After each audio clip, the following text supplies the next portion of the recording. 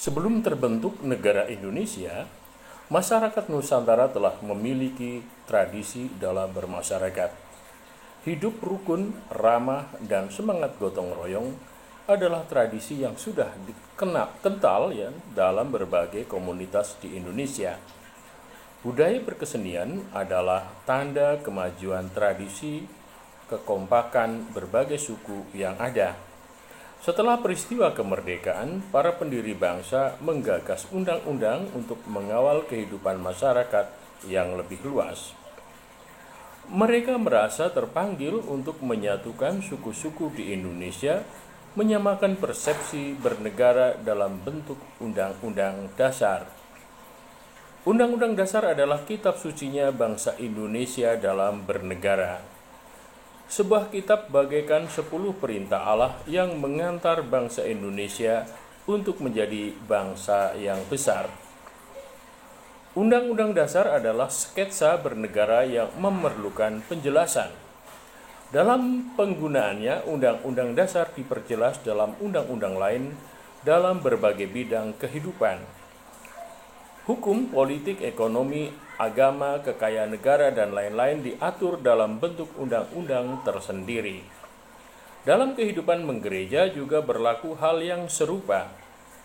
Setelah Yesus wafat, kekristenan berkembang melalui tradisi kesaksian dari mulut ke mulut.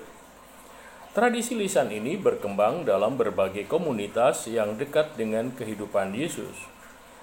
Berbagai kesaksian saling melengkapi sehingga umat Kristen memiliki gambaran yang semakin lengkap tentang kehidupan Yesus Kristus beserta dengan karya-karyanya. Berbagai macam kesaksian adalah harta berharga yang layak diwariskan secara turun-temurun kepada anak cucu dan umat manusia sampai akhir zaman.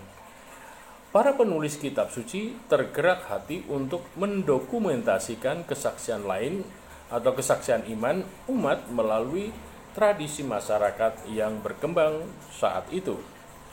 Matius, Markus, Lukas, dan Yohanes membukukan kehidupan Yesus sesuai dengan kesaksian komunitas-komunitas Kristen dan iman yang mereka miliki.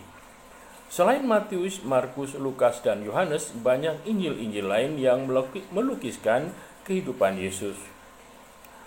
Para bapak gereja melakukan seleksi menentukan kitab-kitab resmi yang bisa menjadi patokan.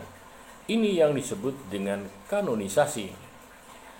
Yang tidak terpilih tersimpan di perpustakaan gereja sebagai kitab-kitab apokrif, yaitu kitab yang diragukan kebenarannya. Injil Matius, Markus, Lukas, dan Yohanes yang disertai dengan kitab para rasul, surat-surat para rasul, dan kitab Wahyu disebut kitab suci Perjanjian Baru. Kitab Perjanjian Lama berisi nubuatan tentang kedatangan Sang Mesias. Perjanjian Baru tentang penggenapan kedatangan Sang Mesias yang berkarya untuk keselamatan manusia. Seiring dengan kehidupan masyarakat yang berkembang dan semakin kompleks, kitab suci harus ditafsirkan agar bisa diterapkan di segala bidang dan di sepanjang zaman. Gereja menguraikan ajaran kitab suci dalam pengajaran yang disebut dengan magisterium.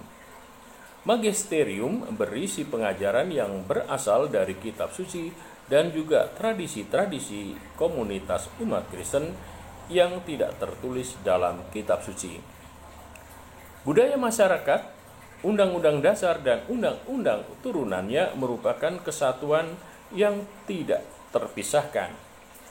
Tradisi, kitab suci, dan magisterium adalah 3 hal yang saling melengkapi. Dalam gereja Katolik, ketiga hal itu tidak bisa dipisahkan. Tradisi melengkapi gereja dengan berbagai cara dalam penghayatan iman. Kitab suci menghadirkan kehidupan Yesus yang semakin nyata. Magisterium adalah pengajaran yang mempersatukan berbagai bangsa dan komunitas dalam menghayati ajaran gereja dalam sejarah kehidupan manusia. 2000 tahun lebih gereja Katolik berhasil mempersatukan umat Katolik di seluruh dunia dengan magisterium. Tuhan Yesus memberkati.